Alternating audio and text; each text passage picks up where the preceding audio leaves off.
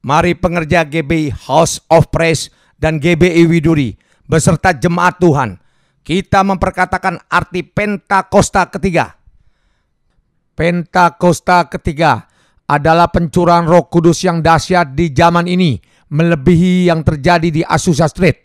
Pentakosta ketiga akan mengakibatkan penuaian jiwa yang terbesar dan yang terakhir sebelum Tuhan Yesus datang kembali. Pentakosta ketiga akan membangkitkan generasi Yeremia, yaitu anak-anak muda yang dipenuhi Roh Kudus, cinta mati-matian kepada Tuhan Yesus, tidak kompromi terhadap dosa, dan akan bergerak untuk memenangkan jiwa. Pentakosta ketiga lahir di Indonesia dan bergerak ke bangsa-bangsa. Gerakan ini dari timur ke barat dan akan kembali ke Yerusalem. Pentakosta ketiga akan memberikan kuasa untuk menyelesaikan amanat agung, dan setelah itu Tuhan Yesus datang kembali. Mazmur 91. Dalam lindungan Allah, orang yang duduk dalam lindungan yang maha tinggi dan bermalam dalam naungan yang maha kuasa akan berkata kepada Tuhan, tempat perlindunganku dan kubu pertahananku, Allahku yang kupercayai. Sungguh dialah yang akan melepaskan engkau dari jerat penangkap burung, dari penyakit sampar yang busuk. Dengan kepaknya ia akan menudungi engkau, di bawah sayapnya engkau akan berlindung. Kesetiaannya ialah perisai dan pagar tembok. Engkau tak usah takut terhadap kedahsyatan malam, terhadap panah yang terbang di waktu siang, terhadap penyakit sampar yang berjalan di dalam gelap, terhadap penyakit menular yang mengamuk di waktu petang. Walau 1000 orang rebah di sisimu dan 10.000 di sebelah kananmu, tetapi itu tidak akan menimpamu. Engkau hanya menontonnya dengan matamu sendiri dan melihat pembalasan terhadap orang-orang fasik. Sebab Tuhan ialah tempat perlindunganmu, yang maha tinggi telah kau buat tempat perteduhanmu.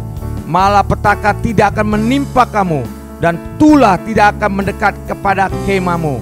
Sebab malaikat-malaikatnya akan diperintahkannya kepadamu untuk menjaga engkau di segala jalanmu. Mereka akan menatang engkau di atas tangannya, supaya kakimu jangan terantuk kepada batu. Singa dan ular tedung akan kau langkai. Engkau akan menginjak anak singa dan ular naga. Sungguh hatinya melekat kepadaku, maka aku akan meluputkannya. Aku akan membentenginya, sebab ia mengenal namaku. Bila ia berseru kepadaku, aku akan menjawab. Aku akan menyertai dia dalam kesesakan. Aku akan meluputkannya dan memuliakannya. Dengan panjang umur akan kukenyangkan dia, dan akan kuperlihatkan kepadanya keselamatan daripadaku. Haleluya!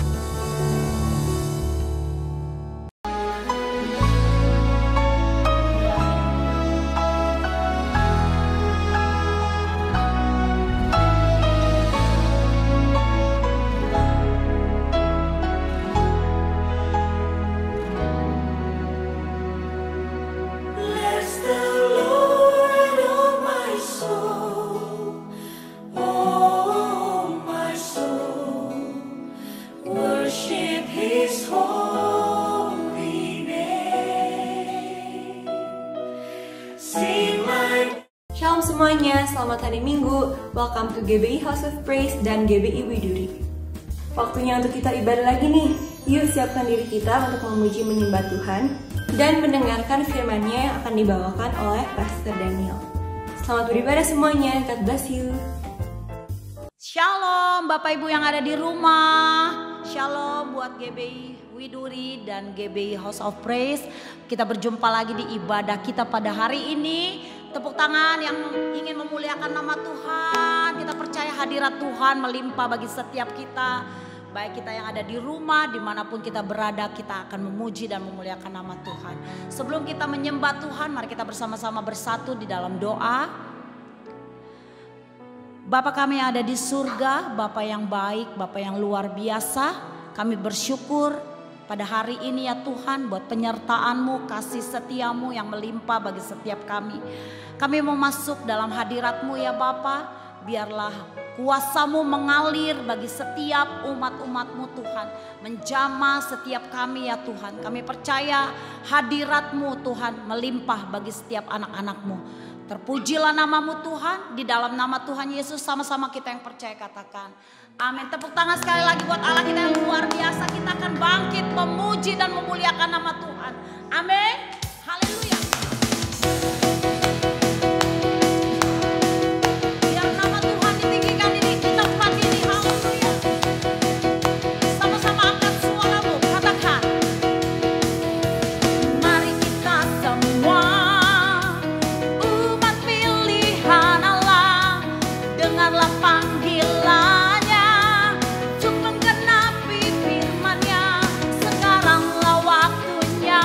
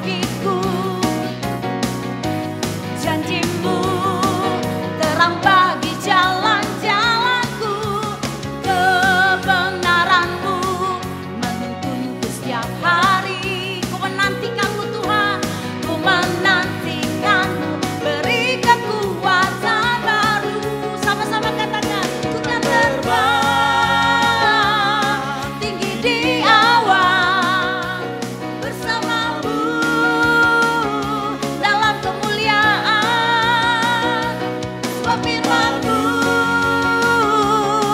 teguh menopang. Bukan aman dalam butuh, bukan terbang Tuhan, bukan terbang tinggi di awan. Bersama-Mu dalam kemuliaan, sebab firman-Mu teguh menopang. Bukan aman dalam butuhan. Sama-sama katakan, jalan-Mu di atas jalan-jalanku, rancangan-Mu melebihi rancanganku. Firman-Mu sungguh telah membebaskanku, berjalan lebih tinggi, berjalan bersama-Mu. Mari Bapak Ibu katakan bersama-sama, bukan terbang, yes, tinggi di awan, amin. Bersama-Mu dalam kemuliaan, sebab firman-Mu teguh menopang. Bukan aman dalam butuhan, amin. Bukan terbang, bukan terbang tinggi di awan. Bersama-Mu dalam kemuliaan, sebab firman-Mu teguh menopang. Bukan aman dalam butuh, bukan aman, bukan aman dalam butuhan, bukan aman dalam butuhan. Amin. Tepuk tangan yang meriah buat Allah kita yang luar biasa, sebab Dia dahsyat, amin. Penyertaan Tuhan sempurna atas setiap kita anak-anaknya. Sampai hari ini kita dapat melewati semua pergumulan, masalah, apapun yang boleh terjadi dalam kehidupan kita. Tapi Tuhan tidak pernah meninggalkan anak-anaknya, amin. Mari kita teduhkan hati kita, kita masuk dalam hadirat. Haleluya. Syakaralaba karalaba yaralaba. Sekiaralaba takaralaba yaralaba yaralaba. Kasih-Mu begitu sempurna bagi kami anak-anak-Mu ya Tuhan. Kami bawa korban syukur kami kepadamu Tuhan. Oh, kami sembah Engkau Tuhan. Kami puji nama-Mu. Hanya Engkau yang layak terima pujian kami.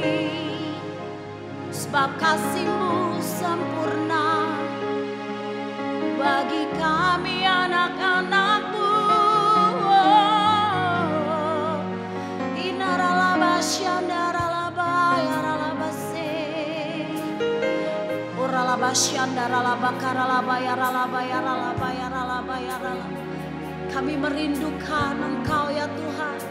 Shikiaralaba karalaba yaralaba yaralaba yaralaba syandaralaba yaralabo. Shikiaralaba karalaba yaralaba syandaralaba yaralaba yaralaba yaralaba.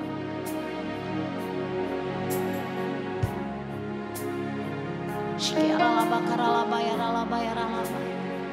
Shikiaralaba karalaba yaralaba yaralaba.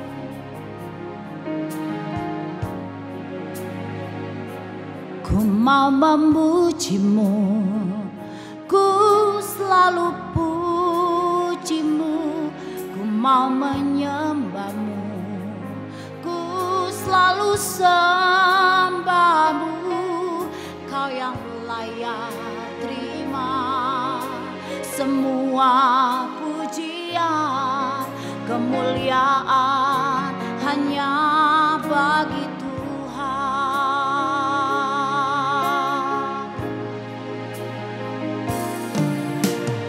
Yesus, kau sungguh baik. Yesus, namamu indah. Yesus, ku cinta kau selalu. Ku tinggikan, ku agungkan selamanya. Yesus, kau sungguh baik. Yesus, namamu indah. Yesus, ku cinta kau selalu. Ku tinggikan, ku agungkan selamanya. Ku mau memujimu, ku selalu pujimu. Ku mau menyembahmu, ku selalu sembahmu. Kau yang layak terima semua pujian, kemuliaan hanya bagimu. Ku mau memujimu, ku mau memujimu. Ku selalu pujimu, ku mau menyembahmu. Ku selalu sembahmu. Kau yang layak terima semua pujian, kemuliaan hanya bagi Tuhan. Saya minta kita sekali lagi mengangkat pujian ini, sama-sama kita katakan, Yesus, kau sungguh baik. Yesus, namamu indah. Yesus, ku cinta kau selalu. Ku tinggikan, ku agungkan selamanya.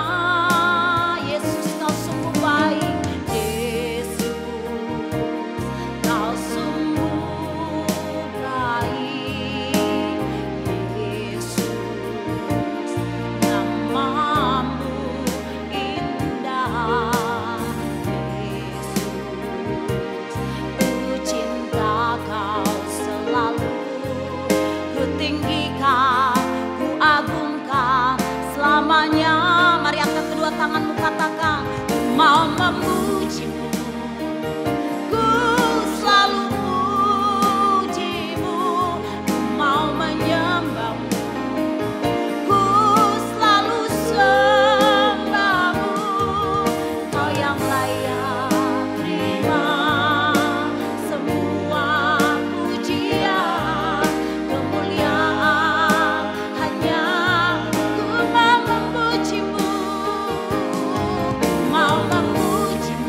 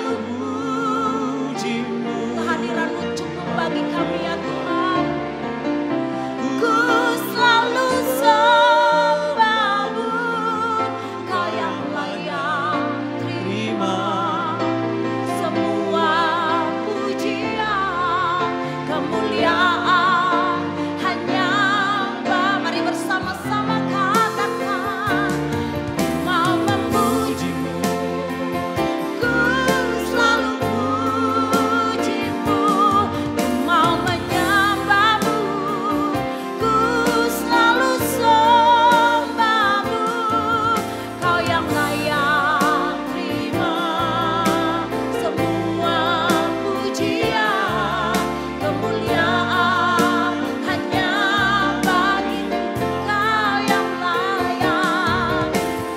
layak terima semua pujian, kemuliaan hanya bagimu, kau yang layak terima semua pujian, kemuliaan hanya bagi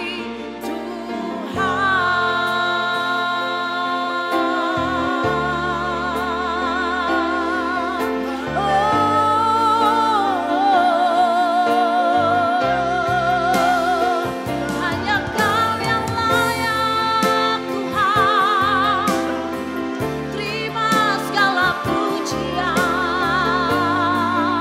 Inaralaba syandaralaba yaralaba yaralaba yaralaba yaralaba yaralaba yaralaba yaralaba se.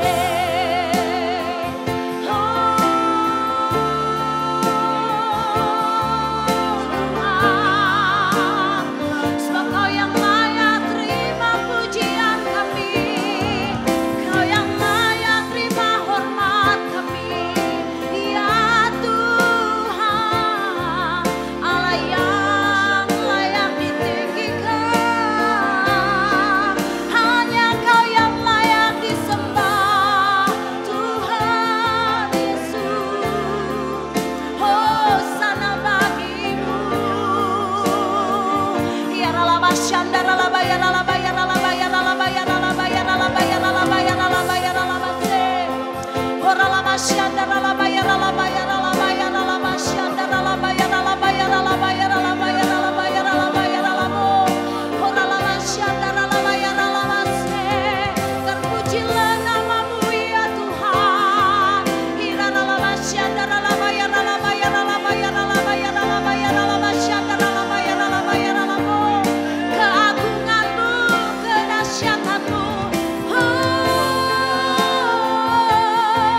tercurah bagi setiap kami, anak-anakmu ya Tuhan.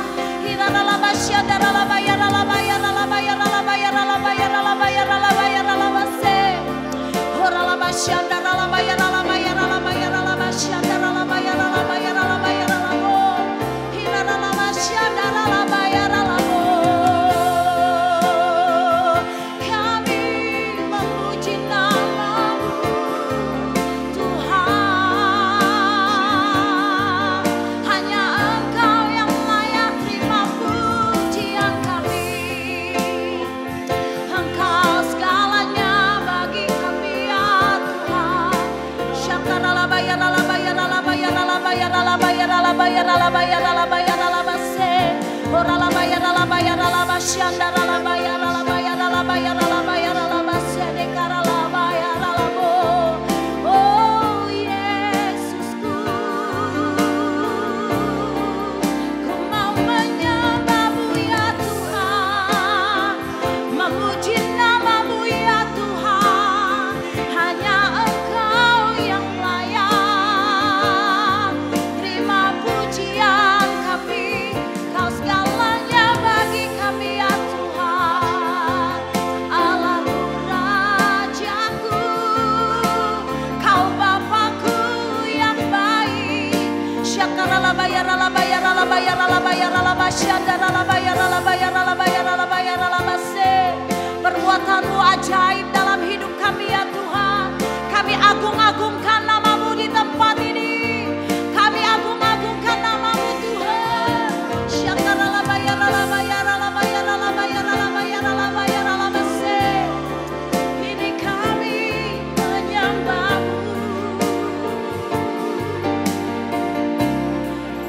nyanyi Hosana bagi Rajaku yang duduk di tahta. Aku muliakan dan ku agungkan, Kau layak disembah. Ku nyanyi Hosana, ku nyanyi Hosana bagi Rajaku yang duduk di tahta. Aku muliakan dan ku agungkan, Kau layak disembah. Mari umat-umat Tuhan katakan lebih lagi, ku nyanyi Hosana, ku nyanyi Hosana bagi Rajaku yang duduk di tahta. Aku muliakan dan ku agungkan, Kau layak disembah. Mari kita sama-sama beri kemuliaan buat Allah kita. Ku nyanyi Hosana bagi Rajaku yang duduk di tahta. Aku muliakan dan ku agungkan, Kau layak disembah. Mari katakan lebih lagi, ku nyanyi Hosana, ku nyanyi Hosana bagi Rajaku yang duduk di tahta. Aku muliakan dan ku agungkan, Kau layak disembah. Sekali lagi saya minta umat-umat Tuhan, ku nyanyi Hosana, ku nyanyi Hosana bagi Rajaku yang duduk di tahta. Aku muliakan dan ku agungkan, Kau layak sekali lagi katakan, ku nyanyi Hosana, ku nyanyi Hosana bagi Rajaku yang duduk di tahta. Aku muliakan dan ku agungkan, Kau layak disembah. Kau layak disembah Tuhan, Kau layak disembah. Kau yang layak disembah, Kau layak disembah.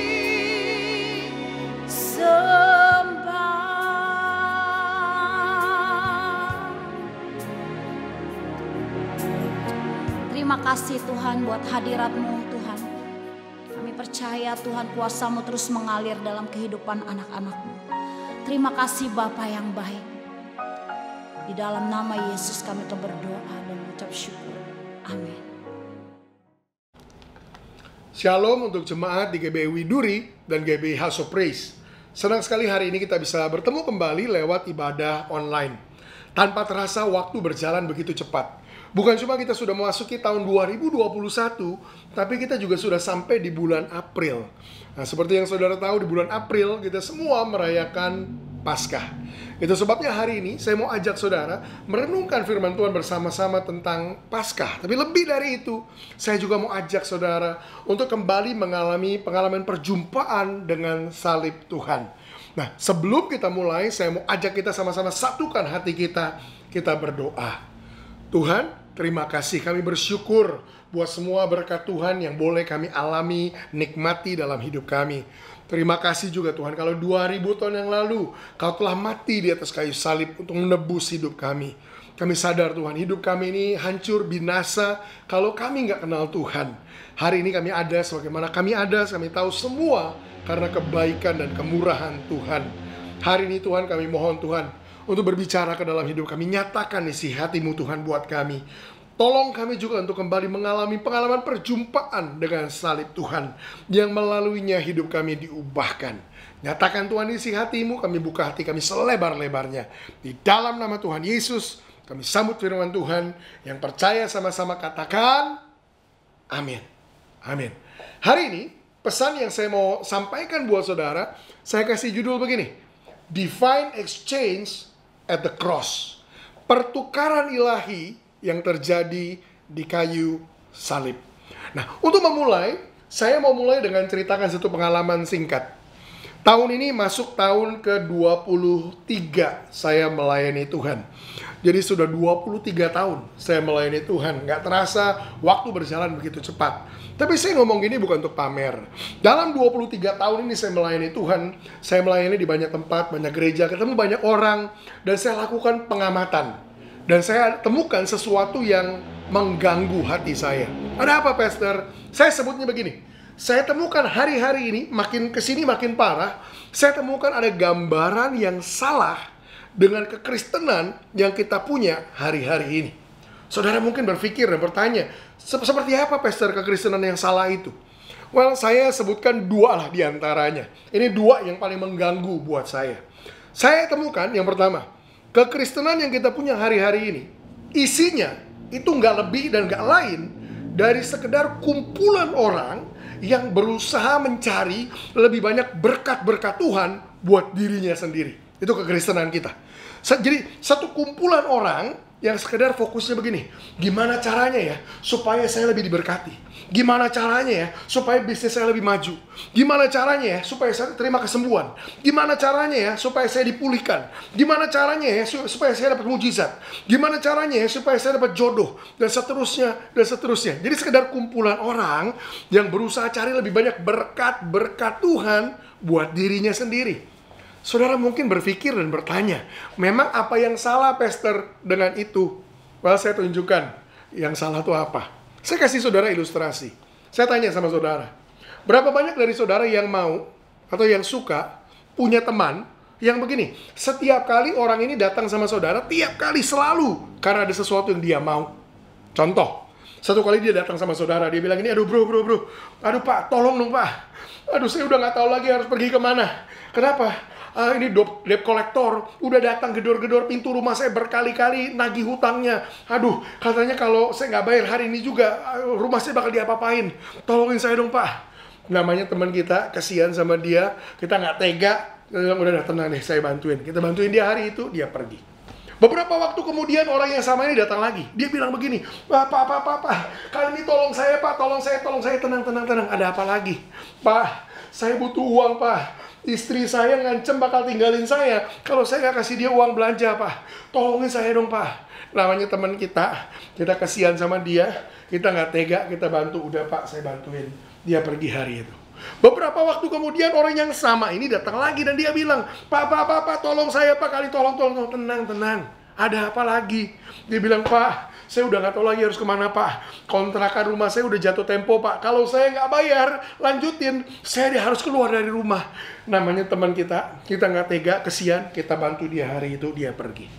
Saya tanya sama saudara, berapa banyak saudara yang suka, yang mau punya teman kayak gitu? Yang mungkin kata-kata kasarnya begini, setiap kali kita lihat orangnya, kita lihat batang hidungnya aja, kita udah langsung kebaca, langsung tahu, ini orang pasti ada maunya. Saya tanya sama saudara, berapa banyak saudara yang mau atau yang suka punya teman kayak gitu? Ada?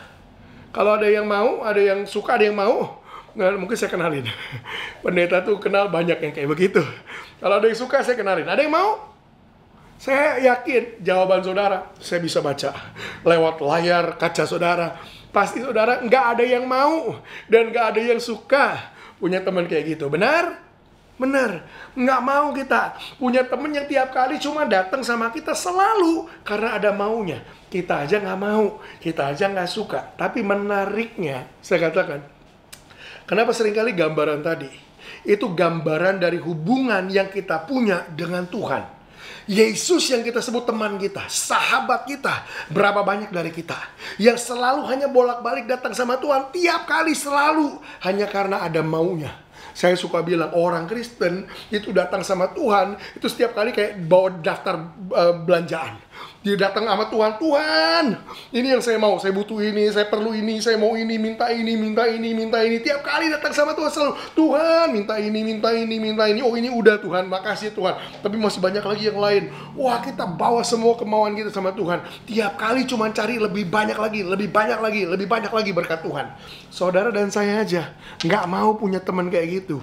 Tapi kenapa seringkali kita perlakukan Tuhan kayak begitu? Itu gambaran pertama yang salah, saya bilang, dengan kekristenan yang kita punya. Tapi ada gambaran yang kedua yang juga mengkhawatirkan, yang juga mengganggu saya. Sebagai orang Kristen, saudara dan saya, kita sebut Yesus sebagai apa? Sebagai Tuhan. Tuhan itu sebutan yang paling umum yang kita pakai. Kita sebutnya Tuhan Yesus. Bagus. Saya tanya sama saudara, waktu saudara panggil Yesus sebagai Tuhan, apa sih artinya Tuhan? Tuhan itu bukan nama. Tuhan itu jabatan. Tuhan itu artinya apa? Tuan pastor, ya benar, tapi masih kurang pas. Tuhan itu Tuan, iya, tapi masih kurang pas. Saya kasih tahu Tuhan itu artinya apa. Tuhan itu berasal dari kata bahasa Yunani, kata bahasa aslinya itu kata Tuhan itu kata kurios.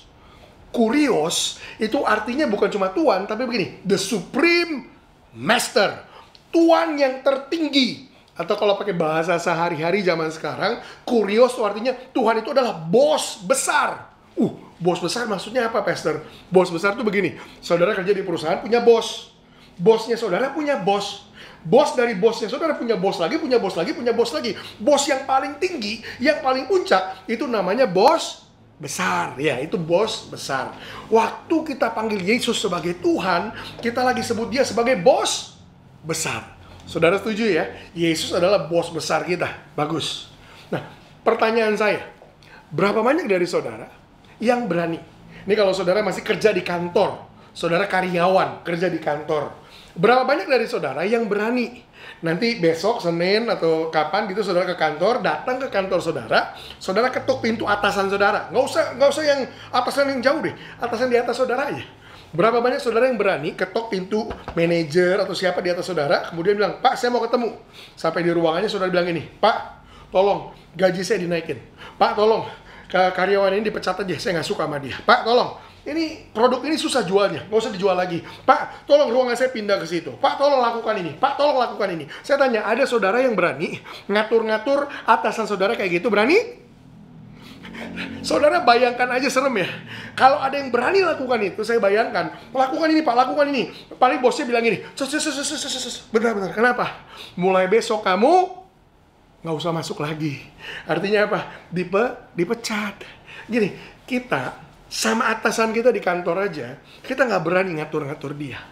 Tapi kadang-kadang saya lihat orang Kristen datang sama Tuhan, saya serem, saya takut.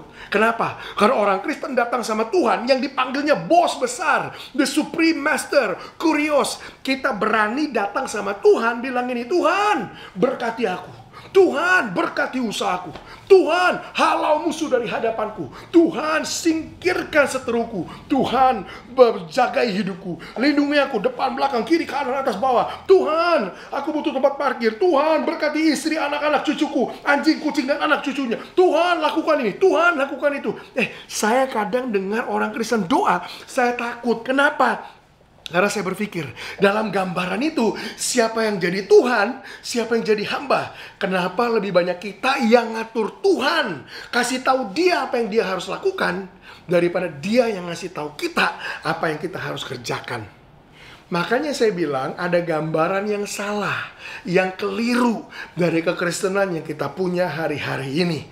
Kekristenan kita isinya yang pertama tadi, lebih banyak orang-orang yang sekedar cari berkat lebih banyak buat dirinya sendiri. Yang kedua, orang-orang yang sekedar ngatur-ngatur Tuhan, kasih tahu Tuhan, merintah-perintah Tuhan apa yang Tuhan harus lakukan. Ada gambaran yang salah dengan kekristenan yang kita punya hari-hari ini.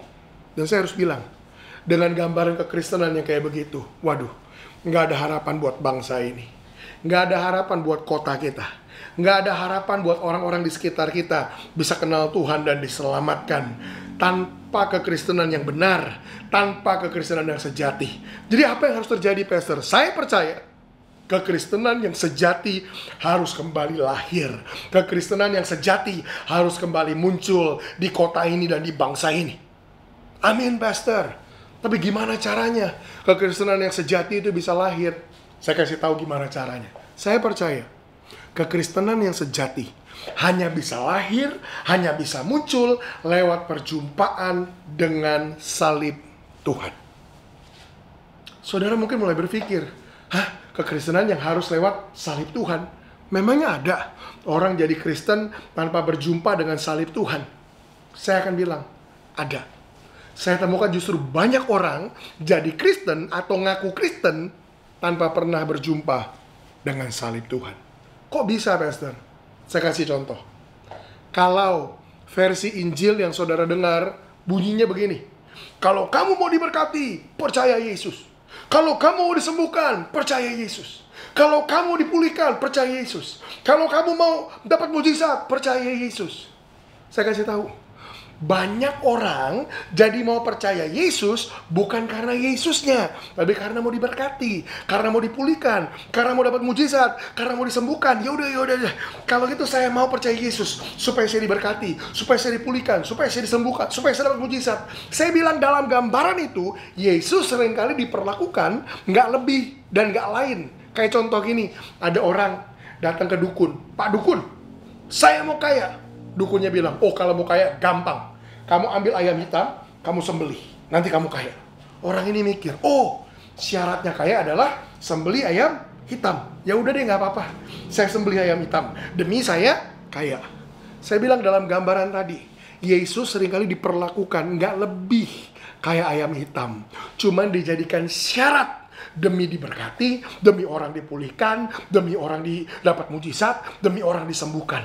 Makanya jangan heran sesudah orang-orang ini bilang, oke, mau saya percaya Yesus demi diberkati. Jangan heran sesudah mereka percaya Yesus, kemudian dibaptis, mereka datang ke gereja. Makanya jangan heran yang mereka cari bukan Yesus. Yang mereka cari berkatnya mana? Katanya kalau percaya Yesus diberkati. Katanya kalau percaya Yesus dapat mujizat. Katanya kalau percaya Yesus bisnis saya maju. Mana berkatnya? Jangan heran ketika mereka datang berbondong-bondong. Carinya bukan Yesus, tapi carinya berkat. Saya bilang ini, ada banyak orang jadi Kristen, ngaku Kristen, nggak pernah berjumpa dengan salib Tuhan. Mereka cuma diiming-imingin kalau percaya Yesus diberkati. Mereka percaya Yesus bukan karena Yesus, tapi karena berkat. Makanya saya bilang, saya percaya kekristenan yang sejati harus kembali lahir. Dan kekristenan yang sejati hanya bisa lahir lewat perjumpaan dengan salib Tuhan. Masalahnya begini, kalau saudara tanya sama orang-orang Kristen umum, random itu artinya saudara sembarangannya tanya, sini, saya mau tanya, menurut kamu salib Tuhan itu apa? Tanya sama orang Kristen umum. Kebanyakan orang Kristen zaman sekarang bahkan nggak bisa kasih penjelasan tentang apa itu salib Tuhan. Jawaban paling umum yang saudara akan temukan adalah gini, salib adalah Tuhan Yesus mati supaya saya masuk surga. Itu aja. Nggak salah, tapi nggak lengkap. Kalau salib cuma tentang Yesus mati supaya saya masuk surga, maka pesannya baru separuh. Bukan itu salib. Kalau gitu ada apa di salib, Pastor? Saya katakan buat saudara, salib bukan hanya tentang Yesus mati supaya kita masuk surga. Tapi saya katakan begini, di salib terjadi pertukaran ilahi. Ada pertukaran ilahi di kayu salib. Apa itu pertukaran ilahi? Hidup yang lama yang kita bawa ditukar dengan hidup yang baru. Manusia lama yang kita bawa ditukar dengan manusia baru. Manusia yang berdosa kita bawa ditukar jadi manusia yang siap hidup buat kekudusan. Manusia egois kita bawa ditukar dengan manusia yang siap hidup buat memuliakan Tuhan. Ada pertukaran ilahi yang seharusnya terjadi di kayu salib. Dan hari ini saya mau bicara tentang 3 pertukaran yang harus terjadi di kayu salib. Kalau saudara ngerti tentang ini, kalau saudara ngalamin 3 pertukaran ini, saya percaya hidup saudara pasti diubahkan. Hidup saudara pasti berubah. Apa aja yang pertukaran yang terjadi di kayu salib, Pastor? Yang pertama, di kayu salib terjadi pertukaran hukuman dan pertukaran dosa. There is a sin exchange and there is a punishment exchange. Ada pertukaran dosa dan ada pertukaran hukuman terjadi di kayu salib. Apa itu, Pastor? Pertukaran dosa dan pertukaran hukuman. Well, saya jelaskan pelan-pelan. Saya berikan saudara penjelasannya. Saya mulai dengan ngomong begini. Kalau saudara percaya bahwa sorga itu ada, saya tanya, saudara percaya sorga ada? Percaya, Pastor, bagus. Mungkin ada yang enggak. Ada orang nggak percaya surga. Maksudnya gimana? Ya kita kalau mati nanti bisa lahir lagi, hidup lagi, mati lagi, lahir lagi. Nah, muter-muter kayak gitu ada. Nggak apa-apa. Itu kan opini saudara atau keyakinan saudara. Saya hormatin. Tapi mungkin kita ngomong lain waktu. Tapi buat mayoritas saudara yang percaya sorga itu ada. Saya mau ngomong dulu sama saudara. Kalau saudara percaya bahwa sorga itu ada, iya Pastor, saya percaya sorga itu ada. Maka dengar ini, saya ngomong. Maka saudara juga harus percaya bahwa neraka itu ada. Loh kok begitu, Pastor? Iya, karena sorga nggak akan jadi sorga kalau neraka nggak ada. Dan Yesus nggak akan jadi pilihan kalau yang ada cuman sorga.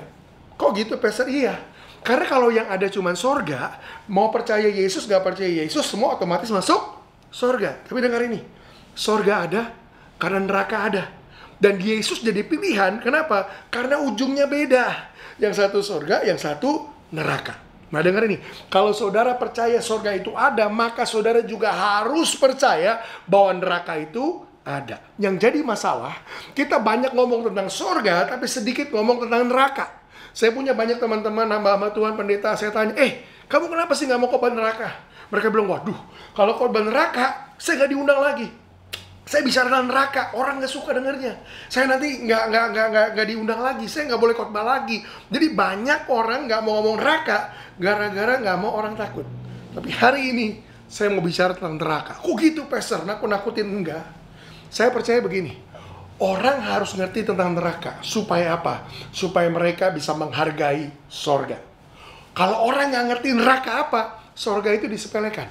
Sorga itu diremehkan. Sama juga dengan begini. Orang kalau nggak pernah susah hidupnya, punya duit tuh bukan masalah. Punya duit itu biasa aja. Kalau nggak pernah susah. Tapi orang kalau pernah susah hidupnya, pernah miskin, dia punya duit sedikit aja, dia hargai sekali. Sama, kalau orang nggak ngerti neraka, susah menghargai sorga. Nah sekarang pertanyaannya, apa itu neraka, Pastor?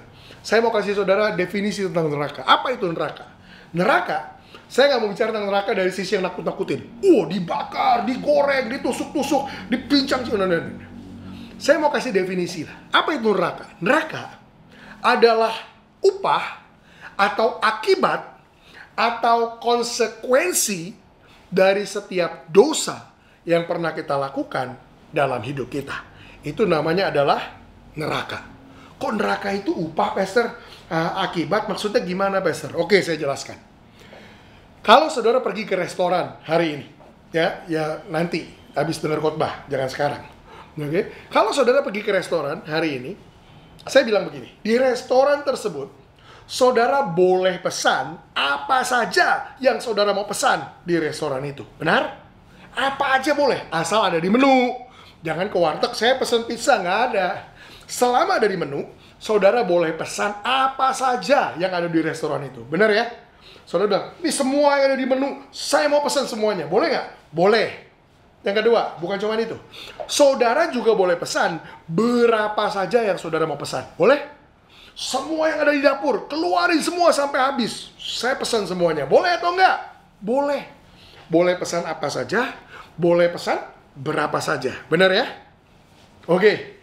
Asal dengar ini baik. Sesudah saudara pesan semuanya, dengar. Boleh pesan apa saja dan berapa saja.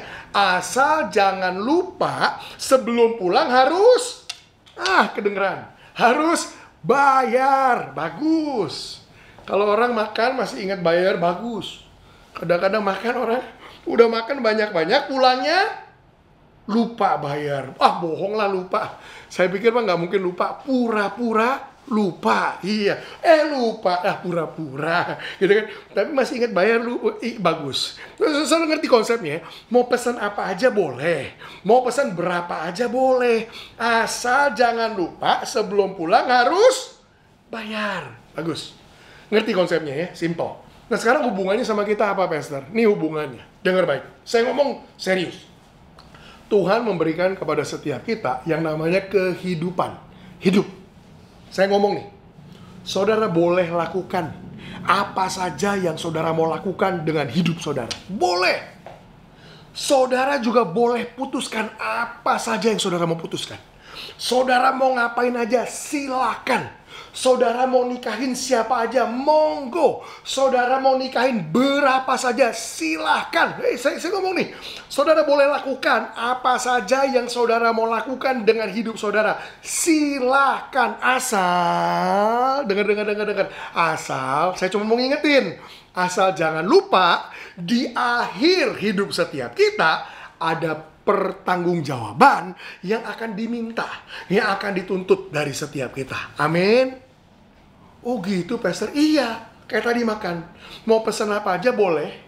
Mau pesan berapa aja boleh. Yang penting jangan lupa, sebelum pulang harus ngadep kasir, harus bayar. Hidup saudara dan saya juga sama. Mau lakuin apa aja silakan. Ada orang bilang, Pastor, hidup saya masih muda. Udahlah, ngapain sih dibikin rumit. Mau puas-puasin, suka-suka. Saya bilang silahkan. Asal jangan lupa, di akhir hidup setiap kita ada pertanggungjawaban yang akan dituntut dari setiap kita. Sudah ngerti konsep ini ya? Nah, kita harus bayar. Yang jadi masalah, jangan sampai di kasir, waktu suruh bayar, berapa duit saya bayar? Ini Pak, buat makanannya totalnya 1 juta. Ya ampun, mahal amat. Loh kok tadi pura-pura lupa, sekarang pura-pura kaget. Jangan pura-pura kaget. Loh kok pura-pura kaget? Loh iya, yang makan dirimu sendiri. Ketika bayarnya mahal, kok kaget? Memang yang makan orang lain kan enggak? Kan dia makan sendiri, bayarnya juga sendiri. Jangan kaget, sama di akhir hidup kita. Habis kita puas-puasin, suka-suka, waktu kita harus bayar. Bayarnya berapa, Pastor? Dengar. Ini yang jadi masalah. Alkitab bilang, upah dosa adalah maut. Artinya apa? Untuk setiap dosa yang pernah kita lakukan dalam hidup kita, bayarannya, harganya adalah maut. Kita harus masuk neraka. Oh kok gitu, Pastor? Itu kayaknya nggak adil, Pastor. Dosa saya kan nggak banyak-banyak amat. Dosa saya kecil-kecil. Masa harganya tetap harus bayarnya pakai neraka? Harus maut juga, Pastor? Kayaknya nggak fair, Pastor. Ntar dulu. Ngejelasin ini juga nggak terlalu susah sebenarnya. Saudara pernah nggak diajak makan atau pergi makan ke restoran yang namanya restoran all you can eat? Restoran makan sepuasnya. Saya kasih tahu, di restoran makan sepuasnya, berapa yang saudara harus bayar, itu tidak ditentukan dari berapa yang saudara makan. Ada orang datang, aduh, tadi di rumah kebanyakan makan. Udah penuh, udah kenyang. Saya nggak bisa makan banyak-banyak. Udah deh, makan kue aja sepotong, sama minum segelas air putih. Biarpun cuma sepotong kue dan segelas air putih, di restoran all you can eat, waktu mau pulang, bayarnya tetap sama dengan orang lain yang makannya 5 piring. Loh kok begitu? Ya iya, itu namanya restoran makan sepuasnya. Kok kayaknya nggak adil, Pastor? Saya cuma makan kue sama segelas air. Dengar. Yang jadi masalah kalau di restoran, berapa yang kita harus bayar, yang tentukan bukan yang datang makan, tapi yang punya restoran. Hidup ini juga sama. Waktu kita harus bayar, yang nentukan harganya bukannya kita yang jalanin kehidupan, tapi yang punya kehidupan. Saya tanya, siapa yang punya kehidupan? Tuhan. Yesus yang punya kehidupan kita. Dan dia sudah tentukan upah dosa adalah maut. Buat setiap dosa yang kita lakukan, bayarnya sama. Mau dosa besar, dosa kecil, bayarnya sama. Kita harus masuk neraka. Upah dosa adalah maut. Yang jadi masalah, Alkitab bukan hanya bilang upah dosa adalah maut, itu Roma 3 ayat 23. Alkitab juga bilang di Roma pasal 6 ayat 23. Alkitab juga bilang begini, karena semua orang telah berbuat dosa dan telah kehilangan kemuliaan Allah. Wow, Alkitab bikin satu klaim yang berani. Karena Alkitab nggak bilang banyak orang berbuat dosa. Alkitab nggak bilang sebagian besar orang berbuat dosa. No. Alkitab bilang, karena semua orang telah berbuat dosa. Saya mau tanya sama saudara. Saya nggak bisa lihat tangan saudara, tapi saya bayangin. Saya tanya ya, Kira-kira ada nggak saudara yang berani bilang, Pastor, saya dari lahir sampai hari ini belum pernah berbuat dosa? Boleh angkat tangan? Nggak kelihatan, nggak ada yang angkat tangan. Kalau ada yang angkat tangan, saya akan bilang, nah itu baru buat dosa. Loh kenapa Pastor? Karena bohong, pasti bohong. Karena pasti semua orang pernah berbuat dosa. Nah kalau gitu kita semua ngaku, kita semua udah pernah berbuat dosa. Nah sekarang kita satuin ya. Semua orang telah berbuat dosa. Alkitab ngomong benar, semua orang telah berbuat dosa. Kemudian upah dosa adalah maut. Artinya apa? Dengar ini artinya. Neraka punya definisi yang baru. Apa definisi neraka? Ini definisinya. Neraka adalah tujuan akhir saudara dan saya. Oh, kok jadi serem Pastor? Ya iya. Kan semua orang berbuat dosa. Saudara dan saya ngaku kita orang berdosa, benar. Upah dosa adalah neraka. Berarti neraka adalah tujuan akhir setiap kita. Waduh, kok begitu Pastor? Tapi kan ada Yesus, entar dulu. Masalah ada Yesus belakangan. Yang penting saudara ngerti dulu. Yang penting saudara sadar dulu bahwa semua kita seharusnya masuk neraka. Jangan cepat-cepat ngomong surga. Sadar dulu. Kita semua lagi ngantri. Lagi dalam perjalanan menuju neraka. Waduh Pastor, kalau gitu pertukaran dosa, pertukaran hukuman tuh apa Pastor? Oke, ini penjelasannya. Saya kasih ilustrasi yang lain. Yang sengaja saya bikin ilustrasinya vulgar supaya kita ngerti seriusnya keadaan kita. Oke, ini ilustrasinya. Katakanlah begini, saudara, ini baru aja selesai bunuh orang. Ngeri banget. Iya, saudara baru selesai bunuh orang. Lebih gawatnya lagi, abis bunuh orang, saudara ketangkep basah. Maksudnya apa? Orang banyak pergokin saudara. Ini mayatnya masih di depan, pisaunya masih di tangan, darah di mana-mana. Jadi orang lihat, wah, nggak bisa mengelak. Saudara baru bunuh itu orang. Wah, ini dia pembunuhnya nih.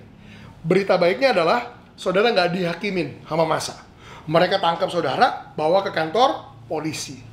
Saya kasih tahu, di kantor polisi, saudara akan dimasukkan ke penjara sementara. Loh kok sementara, Pastor? Iya, saudara di penjara sampai nunggu pengadilan. Jadi berkas-berkas kasusnya semuanya dipersiapkan, saudara udah di penjara. Sampai apa? Nanti saudara bakal diadili. Nah, saya mau saudara bayangkan, sementara saudara di penjara, kira-kira apa yang ada di pikiran saudara? Nih saya kasih lihat. Beberapa saudara mulai mikir, aduh gimana nih? Saya gimana nih bisa lolos dari ini? Gimana nih masa depan saya? Udah jelas-jelas saya emang bunuh itu orang. Orang banyak lihat itu, saya nggak bisa mengelak. Aduh gimana nih? Saudara udah mulai kebayang nih. Beberapa udah mulai kebayangin, aduh sebentar lagi saya akan diseret ke pengadilan. Di situ saya akan didakwa, saya akan dihakimin. Dan udah pasti saya akan divonis bersalah. Dan saya akan dihukum panjang. Bisa-bisa hukumnya hukuman mati. Waduh ini gimana nih? Saudara ketakutan. Saudara ketakutan di dalam tahanan itu. Tapi kemudian dengar ini. Bagaimana kalau tiba-tiba ada orang datang sama saudara dan orang ini bilang begini, Pak, saya dengar Bapak baru bunuh orang. Iya, saya baru bunuh orang itu, Pak. Waduh, gimana nih masa depan saya? Dia bilang gini, Pak, Bapak tahu, saya ini orang baik. Saya nggak pernah bunuh orang, saya nggak pernah bikin salah. Pak, gimana kalau kesalahan Bapak itu saya yang tanggung? Biar saya aja yang ngaku, saya yang bunuh itu orang. Biar saya aja yang bilang saya yang bersalah. Supaya apa? Supaya saya yang diseret ke pengadilan. Supaya saya didakwa. Supaya saya dihakimin. Dan supaya saya divonis. Biar saya yang tanggung hukuman Bapak. Supaya apa? Supaya Bapak bisa bebas. Bapak bisa lepas. Saudara mungkin bilang begini, Pak, mana mungkin itu terjadi di kehidupan nyata? Benar. Di kehidupan nyata yang kayak gitu nggak mungkin terjadi. Tapi saya kasih tahu saudara, itu persis apa yang terjadi lewat pertukaran di kayu salib yang pertama. Ada pertukaran dosa dan pertukaran hukuman. Kita semua tadi yang ngaku, kita semua orang-orang berdosa. Kita sadar, kita nggak bisa mengelak dari kesalahan kita. Kita semua sadar, kita orang-orang yang bersalah. Dan kita udah kebayang, waduh, kita bakal dibawa ke pengadilan. Kita bakal dihakimi, kita bakal didakwa, dan ujungnya bakal divonis. Kita pasti harus masuk neraka. Kita sadar itu. Tapi dengar ini, di tengah-tengah tahanan sementara kita hidup di bumi ini, dalam tahanan sementara, Yesus datang menghampiri saudara dan saya. Dan Yesus tawarkan pertukaran ini. Yesus bilang sama saudara dan saya, biar aku aja yang tanggung kesalahan kamu. Biar aku yang ngakui semua kesalahan kamu. Biar aku yang diseret ke pengadilan. Biar aku yang didakwa dan dihakimi. Tahukah saudara? Alkitab katakan 2000 tahun yang lalu, waktu Yesus dibawa ke pengadilan, dia didakwa dengan dakwaan palsu. Apa maksudnya dakwaan palsu? Dituduhkan sama dia hal-hal yang gak pernah dia lakukan. Pertanyaan saya, kesalahan siapa yang dituduhkan sama dia? Dosa saudara dan sayalah yang ditanggung oleh Yesus, dituduhkan sama dia, dan dia harus divonis bersalah. Dia harus dihukum di atas kayu salib, mati untuk saudara dan saya. Supaya apa? Supaya saudara dan saya bisa bebas, bisa bebas, bisa bebas. Pertukaran pertama yang terjadi di kayu salib. Dengar, jangan cepat cuma ngomong tentang surga, percaya Yesus masuk surga. Sadar, kita semua harusnya masuk neraka. Kita semua harusnya dihukum. Kita sadar kita ini orang berdosa. Kita harusnya binasa. Kalau bukan Tuhan Yesus datang menghampiri kita dan tawarkan pertukaran. Kita bilang, mau Tuhan, aku mau terima pertukaran itu. Aku mau Tuhan, percaya Engkau sebagai Tuhan dan Juru Selamat. Yesus dihakimi, Yesus disalibkan untuk menanggung hukuman kita. Pertukaran pertama yang terjadi di salib, ada pertukaran dosa dan pertukaran hukuman. Tapi kemudian juga ada pertukaran kedua yang terjadi di kayu salib. Apa itu? Bukan cuma ada pertukaran dosa dan pertukaran hukuman, di kayu salib juga terjadi yang namanya pertukaran harga dan pertukaran nilai. Ada pertukaran, there is a price exchange and there is a value exchange. Ada pertukaran harga dan ada pertukaran nilai. Apa itu, Pastor? Selama ini kita dengar versi Injil yang mengajarkan kita begini. Tahukah saudara, keselamatan kita gratis, keselamatan kita cuma-cuma. Amin, amin. Saudara dengar gini mungkin mulai berpikir, loh memangnya apa yang salah dengan itu, Pastor? Saya kasih tahu, mungkin itu yang salah dengan itu. Apa, Pastor? Mungkin itu yang salah. Pengertian dan pemahaman bahwa keselamatan kita itu gratis. Kok salah, Pastor? Saya kasih tahu kenapa itu salah. Karena manusia, saudara dan saya, manusia itu paling sulit menghargai sesuatu yang gratis. Kalau ada orang kasih saudara sesuatu yang gratis. Gratis itu gimana? Ya boleh dipakai, boleh enggak. Namanya juga gratis, bener ya? Kalau harus bayar mahal sendiri, udah beli mahal-mahal, pasti dipakai kan barang itu. Tapi kalau dikasih orang, ya terima aja. Mau dipakai nggak dipakai, ya mumpung gratis. Makanya coba gereja bikin seminar. Saudara datang, seminar gratis. Jemaat mikirnya apa? Ya gratis. Boleh datang, boleh bertobat. Kok jawabnya enggak? Ya nggak boleh dong. Jadi waktu kita sadarnya taunya gratis, itu manusia tuh susah menghargai sesuatu yang gratis. Dan kita diajar, keselamatan kita gratis, cuma-cuma, amin. Makanya saya temukan ada banyak orang yang susah menghargai keselamatan yang dia terima, susah menghargai penebusan yang Yesus lakukan buat hidupnya. Kenapa? Karena mikirnya itu gratis. Memangnya nggak gratis, Pastor? Saya bilang ya, nggak gratis. Dengar prinsip ini. Sekedar karena kita nggak bayar, bukan berarti itu gratis. Di dunia ini prinsip. Di dunia ini nggak ada yang gratis. Oh ada kok, Pastor. Ada sekolah gratis. Oh bukan sekolah gratis. Kamu mungkin nggak bayar, tapi pemerintah yang subsidi, pemerintah yang bayar. Kalau sekolah gratis, gurunya makan apa? Nggak ada yang gratis. Ada, Pastor, rumah sakit gratis. Bukan, disubsidi. Sekedar karena kita nggak bayar, bukan berarti gratis. Pemerintah yang bayarin. Vaksin gratis, Pastor. Pemerintah yang bayar. Nggak ada yang gratis. Sama, penebusan kita nggak gratis. Kalau penebusan kita nggak gratis, memang harganya berapa, Pastor? Penting kita ngerti harganya. Saya kasih tahu berapa harganya penebusan kita. Penebusan saudara dan saya ini harganya adalah satu harga yang kemahalan yang Tuhan harus keluarkan untuk menebus hidup saudara dan saya. Kok kemahalan, Pastor? Kemahalan tuh kayak gimana? Ini kemahalan ya. Saudara pergi ke toko alat-alat kantor, alat-alat tulis. Saya mau beli pensil biasa, pensil kayu 1 batang. Berapa duit? 5.000, Pak. Saudara bayar 1 juta. Sampai rumah ditanya sama istri, tadi beli pensil berapa duit? 1 juta. Ya ampun, itu kemahalan. Kemahalan tuh gini, harga yang kita keluarkan nggak sebanding dengan yang kita dapatkan. Itu kemahalan.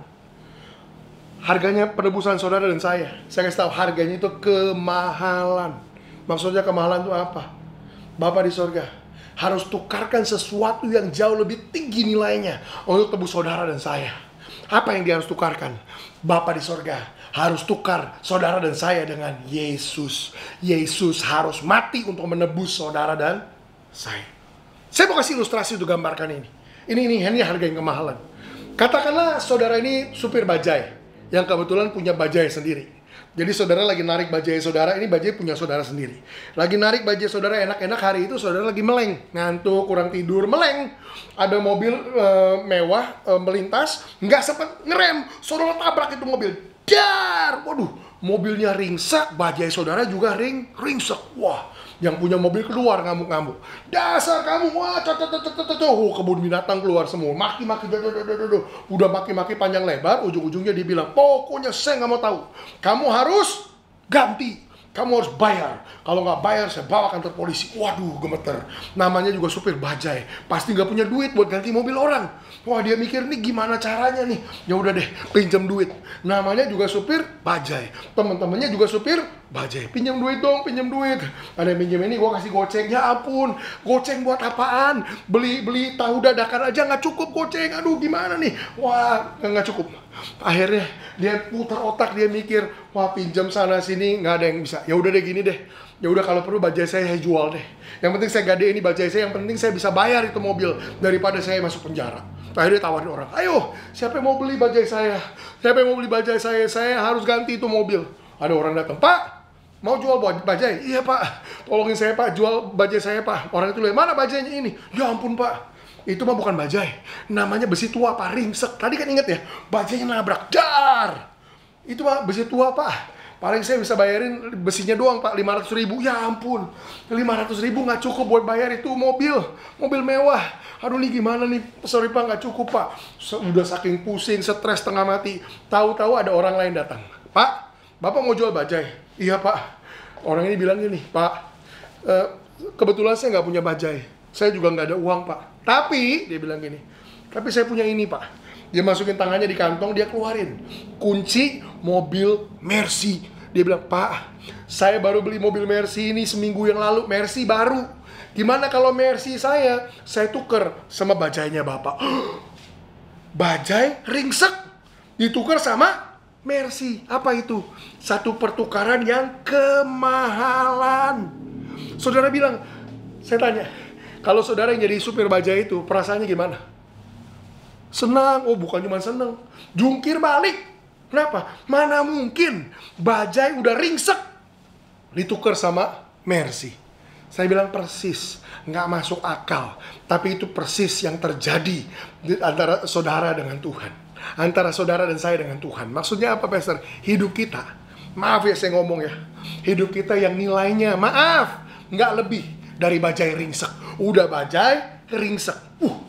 Kok Pastor bisa bilang gitu, hidup kita nggak lebih dari bajai? Iya. Kenapa Pastor? Saudara tahu Alkitab bilang, manusia dibuat dari apa? Dari debu tanah. Waktu suatu hari nanti kita mati, meninggal, dikubur, di daging semua udah makan cacing habis. Itu bajai ringsek, besi tua, bisa jadi masih ada harganya. Hidup kita nggak ada harganya. Hidup kita dibuat dari debu tanah, nilainya nggak seberapa. Saya ambil debu tanah, saya bilang, saudara ada yang mau beli debu tanah? Ya Pastor, buat apaan? Di rumah saya juga banyak. Persis. Hidup kita tuh nilainya nggak seberapa. Saya bilang, hidup kita maaf, nilainya nggak lebih dari bajai. Udah bajai, ringsek. Udah dibuat dari debu tanah, hidup kita jatuh lagi dalam dosa. Aduh, bajai aja harganya nggak terlalu mahal. Nabrak, ringsek, makin merosot harganya. Hidup kita juga sama. Dibuatnya aja cuma dari debu tanah. Udah dibuat dari debu tanah, jatuh lagi dalam dosa. Nilainya makin merosot. Hidup kita yang nilainya nggak seberapa. Dengar ini baik. Bapa di sorga rela tukarkan putranya yang tunggal, Yesus yang mahal dan berharga, gak pernah berbuat dosa, hidupnya kudus dan suci. Bapa di surga mau tukarkan dengan saudara dan saya. Saya bilang itu pertukaran yang gak sebanding. Kayak bajai ditukar sama Mercy. Bapa di surga tukar harga yang kemahalan buat tebus saudara dan saya. Saudara mungkin bilang, mana mungkin ya Pastor itu terjadi? Benar, gak mungkin. Tapi saya kasih lihat gimana itu bisa terjadi. Dari pemikiran Bapa di sorga. Dia yang lihat hidup kita. Bapa di surga bilang gini, iya memang nilaimu gak seberapa, dibuat dari debu tanah dan kau jatuh dalam dosa. Tapi gimana kalau Bapa di surga bilang begini, tapi engkau buatan tanganku, engkau ciptaanku, engkau biji mataku, engkau kepunyaanku, engkau kesayanganku. Bapa di surga lihat hidup kita sebagai miliknya, sebagai kepunyaannya, ciptaannya. Dia bilang engkau berharga di mataku. Seberapa berharga Tuhan? Seberharga aku rela tukarkan putraku yang tunggal untuk tebus hidup saudara. Dia rela keluarkan harga yang mahal untuk tebus hidup kita. Karena hidup kita berharga di matanya. Hidup kita mahal di hadapannya. Sekarang saya mau kasih saudara lihat dari kacamata si Bajai. Bagaimana kira-kira perasaan si Bajai? Bajai ini ditukar sama Mercy. Saya kasih tahu, Bajai yang ditukar sama Mercy, dia akan ngerasa begini. Hidupku ini gak ada nilainya, tapi rela ditukar sama Mercy-nya tuanku ini. Sekarang aku jadi milik tuanku yang udah keluarin Mercy untuk tebus hidupku. Sekarang aku milik tuanku. Dia akan bilang begini, sekalipun aku cuman Bajai, sekalipun aku cuman Bajai, mulai hari ini aku akan mengabdi sama tuanku. Layaknya Mercy-nya mengabdi sama dia. Mulai hari ini, biarpun aku cuman Bajai, aku akan berlaku seperti Mercy-nya. Bukan cuman ada pertukaran harga, tapi ada pertukaran nilai. Sadar akan harga yang mahal Tuhan keluarkan, bikin kita ngerti nilai kita tinggi. Kita gak akan lagi hidup secara murah. Biarpun aku cuma Bajai, aku akan mengabdi sama tuanku layaknya Mercy-nya mengabdi sama dia. Mulai hari ini aku gak akan lagi hidup kayak Bajai hidup. Aku akan hidup kayak Mercy hidup. Bedanya apa, Pastor? Bajai hidup jadi tempat yang kotor. Dia salip-salipan, disalip orang turun, dia tonjok-tonjokan. Itu supir Bajai. Mercy gak hidup kayak gitu. Dia akan hindari jalan yang kotor. Dia gak akan salip-salipan, dia akan jalan lurus. Diserempet orang, dia santai. Ini Mercy, kelasnya beda. Orang yang sadar ada harga yang mahal Tuhan udah keluarkan buat tebus hidupnya. Dia akan bilang, mulai hari ini aku gak akan lagi hidup dengan cara yang kotor. Aku gak akan lagi hidup dengan sembarangan. Aku akan hidup lurus. Aku akan hidup bersih.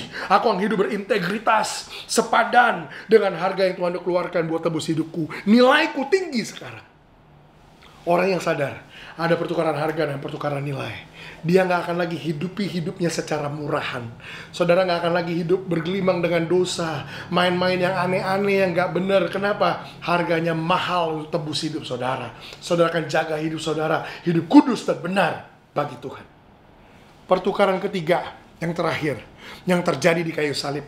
Bukan cuma ada pertukaran dosa dan pertukaran hukuman. Bukan cuma ada pertukaran harga dan ada pertukaran nilai. Tapi pertukaran ketiga, ada pertukaran kehidupan di kayu salib. There is a life exchange at the cross. Pertukaran kehidupan. Apa itu pertukaran kehidupan? Pertukaran kehidupan itu yang paling simple. Ini pertukaran kehidupan. Karena Yesus sudah mati buat saya. Sekarang saya mau hidup buat dia. Karena Tuhan Yesus sudah serahkan segala-galanya buat saya. Mulai sekarang saya siap serahkan segala-galanya buat Tuhan. Ada pertukaran kehidupan di kayu salib. Saya mau berikan saudara satu ilustrasi yang terakhir untuk gambarkan ini. Dan lewat ilustrasi ini, saya berharap kita ngerti apa yang harusnya kita lakukan. Bagaimana seharusnya kita meresponi penebusan yang Tuhan berikan buat hidup kita. Ini ilustrasinya. Suatu hari, saudara lagi berjalan-jalan sendirian di pinggir jalan. Jadi saudara lagi jalan sendirian di pinggiran jalan. Hari itu saudara lagi happy banget, saudara lagi jalan-jalan aja sendiri, gak merhatiin kiri kanan. Nah, yang saudara gak sadar, ternyata dari jarak yang gak terlalu jauh dari saudara, ada teman saudara ngeliat di situ. Ini teman saya udah lama nih, Pastor Daniel nih. Udah lama kita gak ketemu, udah lama kita gak ngobrol, gak ngopi, gak nongkrong. Wah! Nah, dalam pikirannya teman saudara ini, teman saya ini, dia mikir, wah udah deh, saya datengin pelan-pelan, saya kagetin. Wah, nanti kita nongkrong, duduk, ngopi. Ya seru nih, udah lama gak ketemu. Nah, itu ini pikiran dia. Tapi saya yang lagi sendirian gak sadar, teman saya ada di dekat situ. Nah, saya lagi jalan aja sendirian sampai di satu titik, saya putuskan saya mau menyeberang jalan. Waktu saya mau menyeberang jalan, saking happy-nya saya hari itu, saya nggak lihat kiri, nggak lihat kanan, saya nyelonong aja. Saya langsung aja nyeberang jalan begitu aja. Ternyata yang saya nggak sadar, dari jarak yang nggak terlalu jauh dari saya, ada mobil truk yang sangat besar, melaju dengan kecepatan yang sangat tinggi, lagi mengarah ke saya. Saya nggak sadar, saya jalan aja nyeberang kayak gitu. Tapi dengar ini, Temen saya yang nggak jauh dari saya ngelihat semua kejadian itu. Waduh, Pastor Daniel main nyebrang aja nih. Ada mobil truk kencang begitu. Waduh, dia nggak mikir lagi, refleks, spontan. Dia lari sekencang-kencangnya. Dia pegang saya, dia dorong saya kuat. Zer, saya terpental, saya terguling-guling. Wah, saya nggak tahu apa yang terjadi. Tahu-tahu ada yang megang, tahu-tahu ada yang dorong. Tapi dengar ini, temen saya yang habis dorong saya kuat. Sebagai akibatnya, nggak ada kesempatan buat dia sendiri bisa menghindar. Sesudah dia dorong saya, dia nggak bisa menghindar. Mobil truk itu menabrak dia kencang. Dar! Dia terpental. Wah, tabrak mobil truk dengan kecepatan tinggi. Ada 2 berita. Orang banyak datang rumun, ngelihat dia habis tabrakan. Ada 2 berita. Berita baiknya, ternyata teman saya ini masih hidup. Wah, untung masih hidup. Tapi ada yang kedua, berita buruknya. Luka yang diderita teman saya itu begitu parahnya. Begitu itu berdarah-darah semuanya, parah luar biasa. Akhirnya orang banyak itu putuskan angkat dia, bawa dia ke rumah sakit. Sampai di rumah sakit, dokter periksa semuanya. Dokter temukan tulang-tulang patah semua. Dokter memutuskan begini, untuk demi mempertahankan nyawanya, supaya dia bisa hidup. Dokter bilang gak ada pilihan lain. Maka 2 tangannya harus diamputasi, harus dipotong. 2 tangan harus dipotong, 2 kakinya harus dipotong, diamputasi. Nggak punya tangan, nggak punya kaki, diperban semua dari perut sampai kepala semua diperban. Itu kondisinya. Nah, saya yang habis ngalamin itu bangun, ya lecet-lecet dikit tapi selamat. Saya baru sadar apa yang terjadi. Waduh, itu ternyata teman saya tuh yang nyelamatin saya. Nah, sekarang pertanyaan saya buat saudara, respon apa yang seharusnya, yang pantas saya berikan terhadap teman saya yang udah berkorban buat saya? Respon apa ya, Pastor? Saya kasih pilihan deh. Ini kayak anak kecil sekolah. Ada pilihan yang pertama, menurut saudara ini pantas nggak? Sesudah saya tahu itu ternyata teman saya putuskan saya harus datang ke rumah sakit mengunjungi dia. Sampai di rumah sakit, saya buka kamar ruangan tempat dia dirawat. Saya lihat, waduh bro, ternyata lu yang nyelamatin gua. Saya lihat dia, wah diperban semua, nggak punya tangan, nggak punya kaki. Wah ternyata lu yang nyelamatin gua. Tapi kemudian sesudah saya lihat begitu, saya bilang gini sama dia, tapi bro, tolong ya bro, lu please ngerti lah, paham lah. Gue punya kerjaan, gue punya istri anak, gue punya karir, gue punya mimpi, punya cita-cita. Sorry lo bro, gue nggak bisa lama-lama di sini. Gue harus tinggalin lu di sini. Gue harus lanjutkan hidup gue harus kerja lagi, gue harus kejar mimpi gue, ngurus anak istri gue lagi. Sorry ya bro. Saya jalan. Itu respon saya yang pertama. Sesudah kejadian itu, saya tinggalkan dia di belakang. Saya tanya sama saudara, menurut saudara kalau itu yang saya lakukan pantas atau tidak? Saudara bilang, wah nggak pantas Pastor. Saya pernah kalau begini ada bilang, wah saya lempar Alkitab, jangan. Ini kan cuma ilustrasi. Orang emosi. Wah nggak pantas Pastor, nggak pantas. Iya benar, nggak pantas. Kenapa nggak pantas? Masa sih dia udah berkorban kayak begitu Pastor? Itu cuma ditinggalin begitu aja, lanjutkan hidup seolah-olah nggak terjadi apa-apa. Persis nggak pantas saudara bilang. Tapi saya bilang begini, tapi kenapa seringkali gambaran yang pertama ini itu nggak beda dari gambaran dari banyak orang yang ngaku dirinya Kristen memperlakukan Tuhan. Mereka tahu di satu titik dalam hidup mereka, mereka tahu ada Tuhan Yesus yang rela mati, mengorbankan segala-galanya untuk menyelamatkan hidupnya. Tapi mereka cuma datang sama Tuhan satu kali, ya aku percaya Yesus. Tapi kemudian gini, dia tinggalkan kejadian itu, pengalaman itu jauh di belakang, dan dia lanjutkan hidupnya seolah-olah gak terjadi apa-apa. Ya mau ngapain lagi Pastor? Kan Tuhan udah mati buat saya. Yang penting saya mati masuk surga Pastor. Mau diapain lagi? Saya juga gak bisa rubah apa-apa. Yesus juga tetap udah mati buat saya. Yang penting saya udah percaya dia. Yang penting saya mati masuk surga. Saya tinggalkan kejadian itu jauh di belakang. Saya sekedar lanjutkan hidup saya seolah-olah gak pernah terjadi apa-apa. Kenapa banyak dari kita yang ngaku dirinya Kristen lakukan itu sama Tuhan? Saudara yang bilang gak pantas ya? Pilihan yang kedua, menurut saudara ini pantas gak? Sesudah saya bangun, saya sadar apa yang terjadi, saya datang ke rumah sakit. Saya buka pintu rumah sakit, saya lihat teman saya, waduh bro, ternyata lu yang nyelamatin gua. Terus saya bilang gini sama dia, bro, thank you loh bro. Thank you. Kamsya bro, makasih, terima kasih bro. Thank you loh bro, aduh, lu nyelamatin gua kehilangan tangan kaki. Terima kasih bro, thank you bro. Tapi gua harus jalan dulu ya bro, nanti gua balik lagi. Tapi thank you ya bro, thank you. Jalan dulu ya bro, thank you loh bro, thank you. Sampai jauh, thank you loh bro. Bro, thank you loh bro, thank you. Ini respons yang kedua. meresponi apa yang teman saya lakukan, saya bilang terima kasih sebanyak-banyaknya.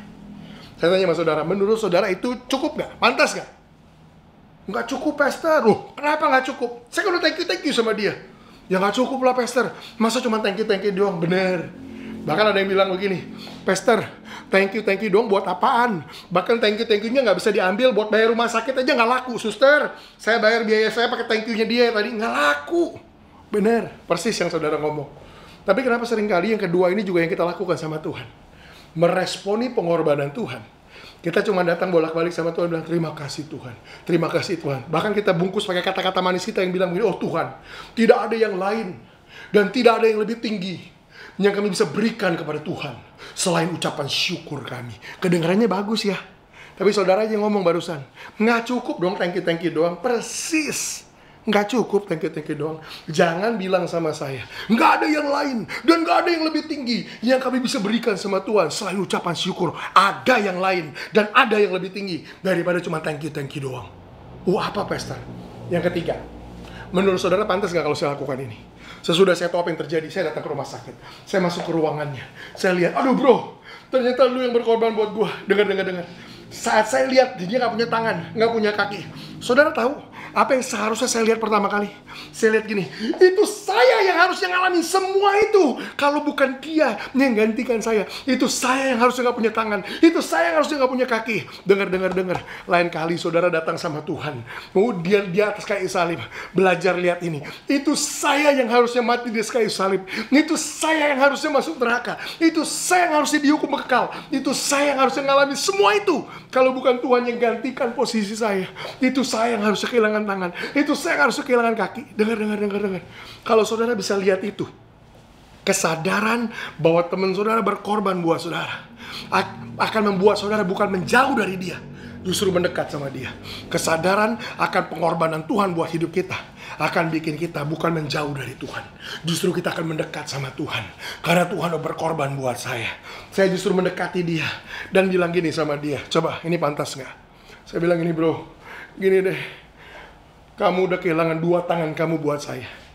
Mulai hari ini, pakai tangan saya, jadi tangan kamu. Kamu udah kasih 2 kaki kamu buat saya. Mulai hari ini, pakai kaki saya, jadi kaki kamu. Kamu udah kehilangan hidup kamu buat saya. Mulai hari ini, hidupi hidupmu lewat hidupku. Saya tanya sama saudara, pantas atau tidak? Dengar. Buat orang yang ngerti apa yang terjadi di kayu salib, penebusan harga yang mahal yang Tuhan udah keluarkan, nggak ada respon yang lebih pantas, nggak ada respon yang lain yang kita bisa kasih sama Tuhan selain begini. Tuhan, Engkau sudah mati buat aku. Mulai hari ini aku mau hidup buat Tuhan. Kau udah serahkan 2 tanganmu dipaku buat aku. Mulai hari ini pakai tanganku jadi tanganmu. Kau sentuh dan jamah orang-orang yang kau mau sentuh dan jamah. Engkau kehilangan kakimu buat aku. Kakinya dipaku untuk tebus hidup kita. Mulai hari ini pakai kakiku Tuhan. Utus aku pergi ke tempat-tempat yang kau mau datangi. Biar aku datang ke situ mewakili engkau. Tuhan, kau berikan hidupmu buat aku. Mulai hari ini pakai hidupku jadi hidupmu. Buat orang yang ngerti apa yang terjadi di salib, nggak ada respon lain yang lebih pantas selain Tuhan, kau udah mati buat aku.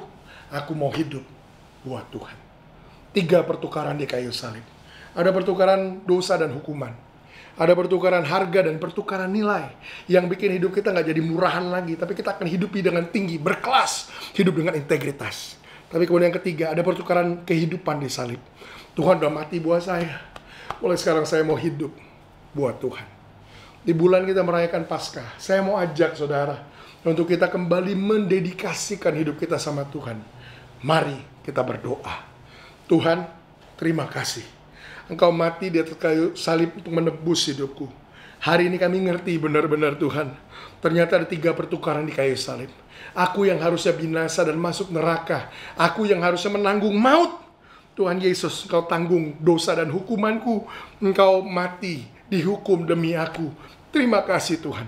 Hari ini kami juga ngerti ada harga yang kemahalan yang Tuhan sudah keluarkan untuk tebus hidupku. Mulai hari ini Tuhan, aku akan hidupi hidupku berpadanan, setara, selevel dengan harga yang Tuhan udah keluarkan. Aku nggak lagi mau hidupi hidupku dengan cara yang murahan. Aku nggak mau lagi bergelimang dengan yang kotor, dengan dosa, dengan yang nggak benar. Aku mau hidupi hidupku dengan kudus, dengan integritas, dengan benar, dengan karakter yang baik. Dan Tuhan, Kau sudah serahkan hidupmu buat aku. Mulai hari ini Tuhan, hidupi hidupmu lewat hidupku. Seperti Paulus, kami mau berkata, Tuhan, namun aku hidup, tapi bukan aku lagi yang hidup, tapi Kristus yang hidup melalui aku. Hidupi hidupmu lewat hidupku Tuhan. Pakai hidupku untuk memuliakan Engkau. Terima kasih Tuhan buat perenungan ini, buat firman ini, buat pesan ini. Kami mau Tuhan di bulan kami rayakan Paskah, hidup kami dedikasikan kembali sama Tuhan, agar hidup kami ini menyenangkan hati Tuhan. Terima kasih Tuhan, di dalam nama Tuhan Yesus kami berdoa. Yang percaya sama-sama katakan amin. Tuhan Yesus memberkati saudara.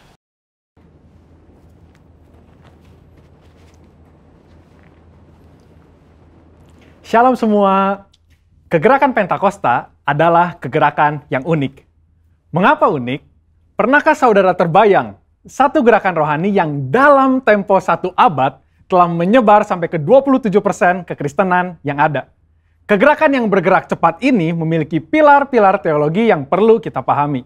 Pada Voice of Pentecost kali ini, kita akan membahas mengenai 5 pilar teologi Pentakosta. Apa saja 5 pilar teologi Pentakosta itu? Yang pertama, Jesus as Savior, atau pilar keselamatan. Keselamatan adalah momen di mana seorang bertobat dan menerima Yesus sebagai Tuhan dan Juru Selamat. Pengakuan iman GBI berkata, semua manusia berdosa dan kehilangan kemuliaan Allah, sehingga harus bertobat dan berpaling kepada Allah untuk menerima pengampunan dosa. Pertobatan mencakup peristiwa di mana seorang mendengar kabar Injil tentang karya Kristus, meresponi Injil dengan iman dan pertobatan, dan mengalami perjumpaan secara pribadi dengan Yesus. Hal ini yang terjadi ketika Petrus berkhotbah dalam Kisah Para Rasul 2 ayat 16-35. Di ayat 37 disebutkan bahwa orang-orang yang mendengar sangat terharu dan memberikan respon, yaitu bertobat dan menerima Yesus sebagai Tuhan dan Juru Selamat. Bukankah hampir sebagian besar khotbah-khotbah dari Pentakosta menekankan akan pertobatan dan kepercayaan kepada Yesus sebagai Juru Selamat pribadi? Yang kedua, Jesus as Sanctifier, atau pilar pengudusan.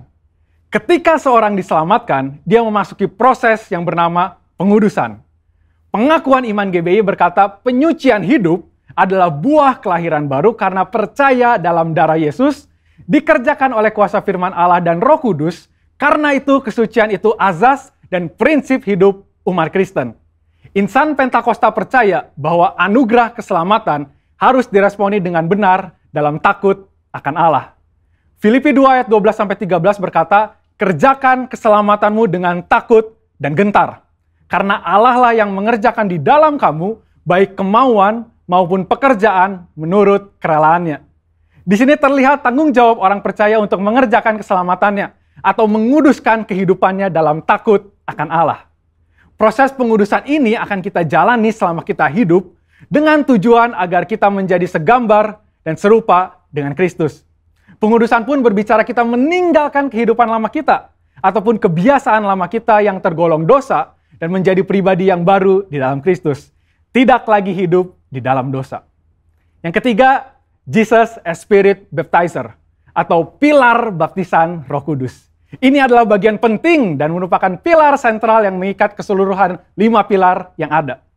Baptisan Roh Kudus yang dimaksud adalah baptisan yang dialami setelah seorang lahir baru, sebuah pengalaman yang juga bisa disebut sebagai kepenuhan roh, pencurahan roh, dan menerima Roh Kudus. Tanda awal seorang dibaptis oleh Roh Kudus adalah dia berkata-kata dalam bahasa roh sebagaimana yang diilhamkan oleh Roh Kudus. Baptisan Roh Kudus akan menghasilkan dampak secara internal maupun eksternal. Secara internal, yaitu kehidupan penyembahan yang lebih intim dengan Bapa. Karena menurut 1 Korintus 14 ayat 2, disebutkan bahwa orang yang menyembah dalam roh adalah mereka yang berkata-kata secara rahasia kepada Bapa. Pada ayat 4 pun dijelaskan bahwa saat kita berbahasa roh, kita sedang membangun diri kita. Secara eksternal, baptisan roh memberikan kuasa untuk menyelesaikan amanat agung. Seperti yang tercatat di dalam Kisah Para Rasul 1 ayat 8, dapat kita lihat di Alkitab bahwa pelayanan para murid berubah begitu mereka menerima baptisan Roh Kudus. Mereka menyembuhkan orang sakit, membangkitkan orang mati, mengusir setan, dan lain sebagainya. Yang keempat, Jesus as healer, atau pilar kesembuhan ilahi. Di dalam pengakuan iman GBI, kita mempercayai bahwa kesembuhan ilahi tersedia dalam korban penebusan Yesus untuk semua orang percaya. Bagian ini sangat penting, karena kita mempercayai bahwa tanda dan mujizat masih berlaku di zaman ini. Orang yang telah dipenuhi Roh Kudus akan melakukan pelayanan dengan tanda-tanda seperti yang Yesus katakan dalam Markus 16 ayat 18-19. Mereka akan meletakkan tangannya ke atas orang sakit dan orang itu akan sembuh. Dari mana kuasa untuk menyembuhkan itu datang? Dari kepenuhan Roh Kudus yang dijanjikan oleh Bapa kepada setiap orang percaya. Kita percaya bahwa kematian Kristus telah menebus segala dosa-dosa kita, termasuk menanggung segala sakit penyakit kita. Yesaya 53 ayat 4a jelas berkata bahwa tetapi sesungguhnya penyakit kitalah yang ditanggungnya. Yang kelima, Jesus as soon coming King, atau pilar kedatangan Yesus yang kedua dengan segera. Pilar terakhir ini dipandang sebagai motivasi dan semangat untuk menyelesaikan amanat agung, memberitakan Injil dengan kuasa Roh Kudus, serta hidup dalam kekudusan. Kita percaya bahwa Yesus akan datang kali yang kedua untuk menjemput kita dengan segera. Pengakuan iman GBI berkata, Tuhan Yesus Kristus akan turun dari sorga untuk membangkitkan semua umatnya yang telah mati dan mengangkat semua umatnya yang masih hidup, lalu bersama-sama bertemu dengan Dia di udara. Kemudian Ia akan datang kembali dan bersama orang kudusnya untuk mendirikan kerajaan 1000 tahun di bumi ini. Kita percaya kedatangan Yesus untuk yang kedua kalinya untuk menjemput mempelainya yang masih hidup, atau biasa disebut rapture ini, akan terjadi secara tiba-tiba dan tanpa seorang pun tahu kapan waktunya. Ketidaktahuan kapan Yesus akan datang inilah yang akan mendorong setiap kita untuk dapat mempersiapkan diri sebaik-baiknya dan tetap hidup dalam integritas. Saya percaya pemahaman ini membawa kita semakin semangat di dalam menyelesaikan amanat agung dengan api Pentakosta ketiga. Saudara, untuk penjelasan lebih lengkapnya dari tim teologi kami, jangan lupa buka link yang ada di atas atau scan QR Code yang tersedia. Salam integritas, Tuhan Yesus memberkati.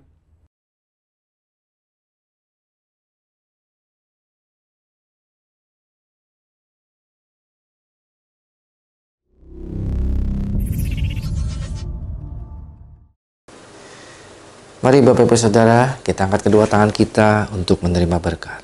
Kira labaya shika labaya sanda, kura labaya shika labaya sande. Diberkatilah keluar masukmu, diberkatilah engkau di kota, diberkatilah bakul nasimu, diberkatilah buah tanganmu. Apapun yang engkau lakukan berhasil untuk kemuliaan bagi nama Tuhan Yesus. Kasih karunia alam palimpah, berkat damai sukacita, kesehatan, kesembuhan, kelepasan dari Allah Bapa di dalam anak yang tunggal Tuhan Yesus Kristus dan persekutuan manis Roh Kudus menyertai saudara-saudari sekalian dari saat ini sampai Maranatha. Mari yang percaya sudah berkati, sama-sama kita katakan amin.